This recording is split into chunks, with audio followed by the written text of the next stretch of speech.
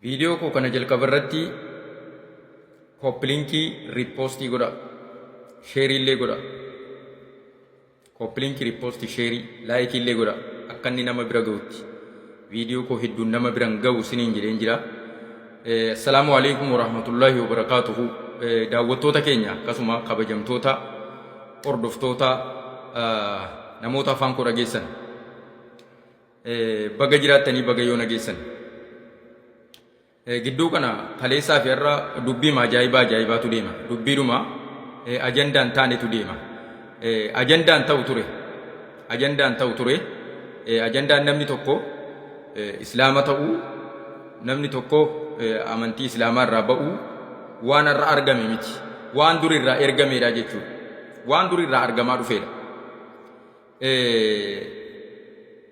Ilaala zabanaa رسول ربي صلوات الله وسلامه عليه صحابتي guddaa ture, sahabaa ergamaa rabbii kan ture, kan maqaan isaa Ubaydullah ibn Jahash ilma Jahash kan jedhamu bara sahabonni Makka irraa gara Habashaatti godaanan osoo godaansarra jiruuti islaamummaa irraa galagalee murtaddii ta'e kafaree jechuudha. Murtaddii jechuun gantuu ta'e jechuudha. Osoo sahabaa ta'ee jiru sahabummaa yookiis islaamummaa irraa galagalee kafare, rabbitti kafare. Namni kun yeroo hedduutti yeroo sanatti yeroo islaamummaa irraa galagalee sanatti sahabootatti qishinaa garaagaraa gochaa ture jechuudha. Qoosaa garaagaraa, maalayaanii garaagaraa sahabootaan jechaa ture jechuudha. Ergamaa rabbii irratti salawaatullaahi wasalaamu alayhi jechoota fokkisootii fi dubbiin taane daddarbachaa ture.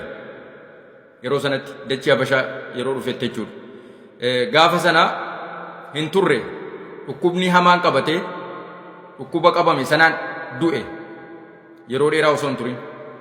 Ubaydullah ibn Jahash haadha manaasaa Ramla binti Abi Sufyaan kan jedhamtu wajjin islaamummaa irraa galagalee jechuudha. Gaafa sana Ramla yookiis Ummu Habiibaa kan jedhamtu kun rakkoo hamaa keessa buutee san booddee nabiin rabbi alayhi salaatu wassalaam dhaga'anii Najjaashiitti xalaa barreessanii akka achi taa'ee nikaahiidhuuf taasisanii jechuudha.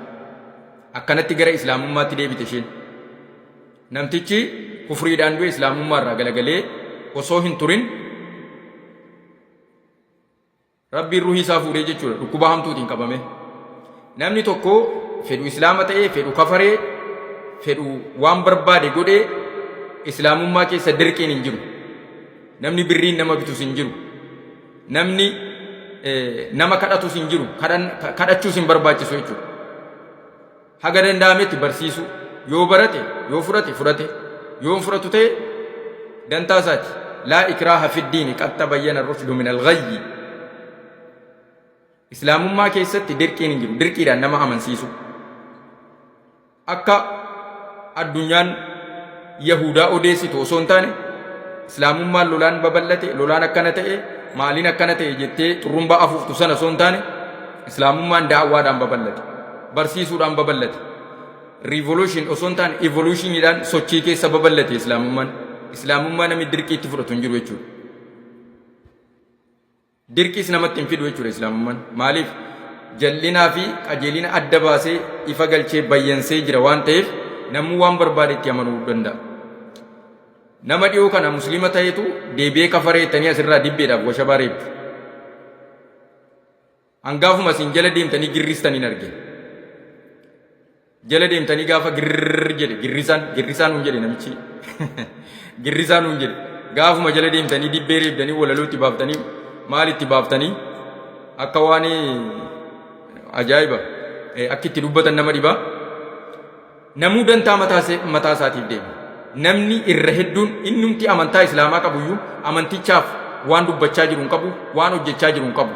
Dantaa mataa isaatiif duuniyaadhaaf jecha bololaa jira. Duuniyaatiif jecha bololaa jira. Namtichi dhufee duuniyaa walitti qabatee argate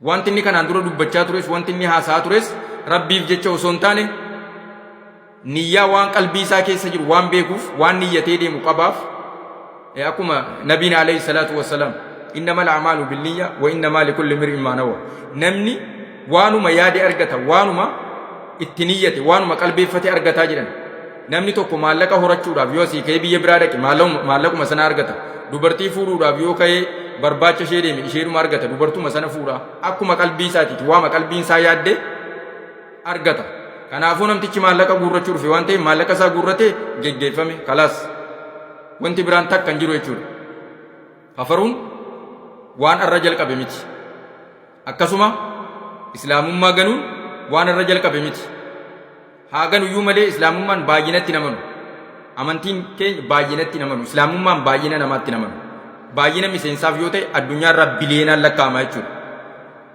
amantaan uummanni amantaa islaamaa hordofu addunyaarraa biliyeenaan lakkaa'ama dhaadannoon baay'ina biran jirtu dhaadannoon haqa qabachuudha rabbiin beekuudha daandii sirrii beekuudha kana beennaan kanaan dhaadachuun waan jiru garuu baay'inaan dhaadachuun abaluut akkana ta'e lakkoofsa keenya nurraa hir'ate nama tokkoon islaamummaa waggaa 1400 dura nama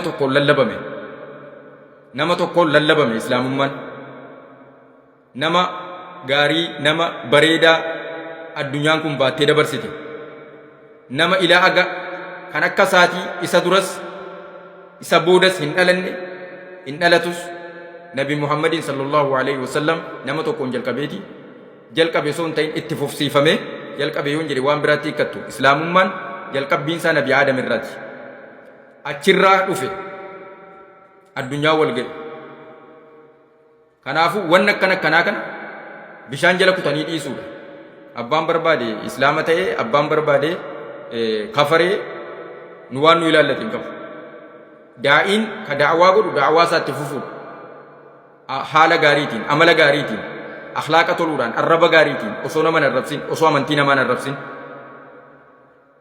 osoo waan namni itti salaatu narrabsin osoo waan namni gabbaru narrabsin kanas islaamummaatu qur'aana rabbiitu nu dhowwa waan ta'eef isiniin jechuu barbaade viidiyoo kana koppilinkii sheerii godha